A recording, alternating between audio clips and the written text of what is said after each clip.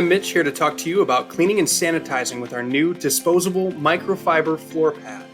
Use this disposable single-use microfiber pad with our Mopster bucketless mopping tool for safe and efficient cleaning of all types of floors. For best performance, be sure to use our tan-colored hook and loop base, specifically designed for the single-use pad. Here's how to put it to use. First, place the pad on the floor with the writing facing up. Next, position the base over the pad and press down to attach the pad to the base. Dispense the sanitizing solution onto the floor. Clean the floor by using a figure 8 motion to maximize coverage. When finished, remove the pad by using your foot to hold it on the floor while pulling up on the Mopster.